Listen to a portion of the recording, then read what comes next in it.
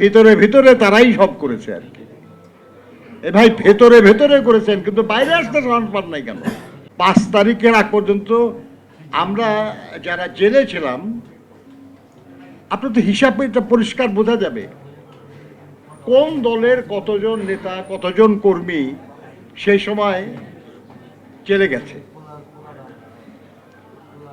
আমি তো জেলখানায় ডিভিশনে যা প্রথম থেকে আমার হয়ে আসছেন, আর প্রথম ডিবিতে যায় দেখি রিজভি প্রবেশে আছে 18 তারিখ রাত্রে। হ্যাঁ হ্যাঁ, তোমাকে দুপুরবেলা নিয়ে গেল 19 তারিখে, ওই নিয়ে গেল আর কি তোমাকে। তো আপনার পরের দিন না তারপরের দিন সকালবেলা দেখলাম বিয়া গরম গোলাম পরোয়ার ওখানে আসলো আর কি। আপনার ঢাকা কেরানীগঞ্জ জেলে আমরা ওই পুরা ডিভিশন ওয়ার্ডে যতজন ছিলাম তার মধ্যে 2 জন ছিল জামাতে, তাহের সাহেব আর পরোয়ার সাহেব, আর বাকি সবাই তো আমরা বিএনপির।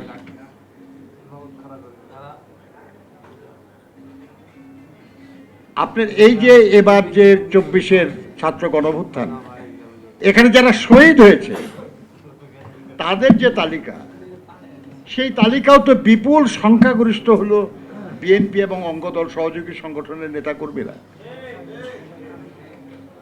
তাহলে কারা বেশি অংশগ্রহণ করেছে? তাহলে সে অনুযায়ী গুরুত্ব পাওয়া উচিত না? কিন্তু আমাদের কিছু কিছু দলের কিছু কিছু সংগঠনের কিছু লোকের কথা মনে হয় যেন তারাই সব করে ফেলছে।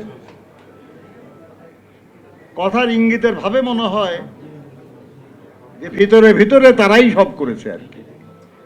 এ ভাই ভেতরে ভেতরে করেছেন, কিন্তু বাইরে আসতে সাহস পান নাই কেন? আমরা বাইরে এসে তো জেল কাটলাম, আমরা তো বাইরে এসে খুন হলাম, বাইরে এসে আমরা আহত হলাম। আপনারা তো আরো 2 বছর আপনারা ওই ভিতরে থেকে থেকে লড়াই করতে পারতেন, কেউ তো বুঝতো না, আপনাদের চিন্তা না। এই লড়াই কৌশল হতে পারে, কিন্তু এই লড়াইয়ে জেতা যায় না। যদি আমাদের সাধারণ মানুষরা এই রামপুরায় এই আপনার এই যে সাইনবোর্ডে আপনার নারায়ণগঞ্জে আপনার উত্তরায় টঙ্গীতে এসব জায়গায় যদি সাধারণ মানুষরা না নামতো, তাহলে খালি ঢাকা শহরের কিছু কেন্দ্রস্থলের কিছু লোক দিয়ে লড়াই জেতা যেত না। আর এই সাধারণ মানুষরা এরা কারা কারা তাদের সংগঠিত করে? আমি আপনার না জানলে পুলিশ তো ভালো জানে, যে জন্য না গ্রেপ্তার করছে, না গ্রেপ্তার করতো না।